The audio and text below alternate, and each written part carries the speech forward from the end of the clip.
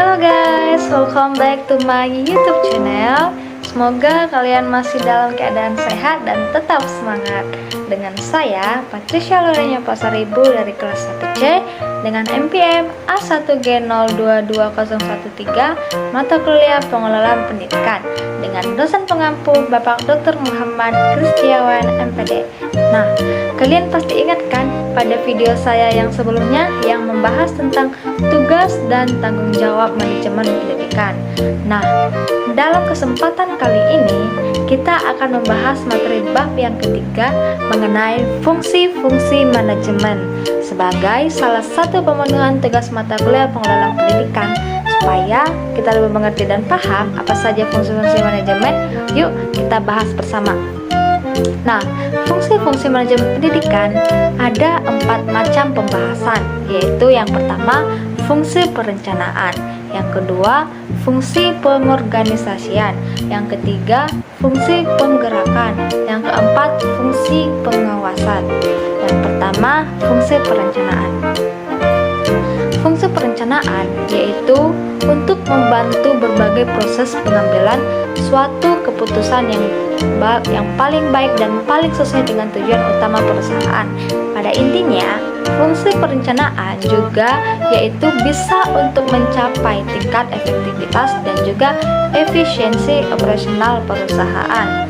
Fungsi perencanaan adalah sebagai pedoman pelaksanaan dan pengendalian, menentukan strategi pelaksanaan kegiatan, menentukan tujuan atau kerangka tindakan untuk mencapai tujuan tertentu. Dalam menentukan rencana, harus dilakukan secara matang dengan melakukan kajian secara sistematis sesuai dengan kondisi organisasi dan kemampuan sumber daya dengan tetap mengacu pada visi dan misi organisasi menurut Andang 2014-25. Dalam perencanaan yang perlu diperhatikan adalah menetapkan tentang apa yang harus dikerjakan, kapan, dan bagaimana melakukannya, membatasi sasaran dan menetapkan pelaksanaan kerja untuk mencapai efektivitas maksimum melalui proses penentuan target, mengembangkan alternatif rencana, mempersiapkan dan mengkomunikasikan rencana-rencana dan keputusan. Nah, untuk pembahasan yang kedua tentang fungsi pengorganisasian. Fungsi pengorganisasian yaitu memastikan produktivitas yang terukur karena tiap bagian bekerja sesuai dengan panduan yang jelas. Tiap bagian organisasi akan selalu bekerja menuju sasaran operasional. Kedisiplinan seperti ini akan membantu keuangan organisasi karena tidak ada pemborosan yang terjadi selama pekerjaan berlangsung. Ada beberapa langkah yang ditempuh dalam pengorganisasian, diantaranya yang pertama, mengidentifikasi dan mengelompokkan pekerjaan yang harus dilakukan. Dalam pengorganisasian, manajemen membuat daftar bahan, pekerjaan, dan SDM atau sumber daya manusia yang diperlukan untuk mencapai tujuan organisasi. Daftar ini kemudian dikelompokkan sesuai bagian-bagian yang ada dalam organisasi. Misalnya, pekerjaan untuk bagian produksi, administrasi, dan pemasaran. Yang kedua, mengalokasikan sumber daya yang tepat sesuai sasaran operasional. Manajemen mulai mengatur pembagian kerja.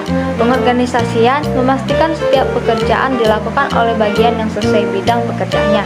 Misalnya, pencatatan keuangan dikerjakan oleh bagian akunting. Pengorganisasian juga memastikan tiap bagian langsung bekerja secara simultan dan menjalin jadi satu rangkaian proses berkesinambungan. Misalnya, saat tim produksi mulai bekerja menghasilkan produk, tim pemasaran sudah merancang kegiatan promosi yang akan diluncurkan begitu produk selesai. Yang ketiga, mendelegasikan otoritas dan menumbuhkan tanggung jawab. Dalam pendelegasian, manajemen memberikan keleluasan pada tim bagian untuk memutuskan sendiri apa saja yang harus dilakukan agar suatu pekerjaan benar-benar produktif.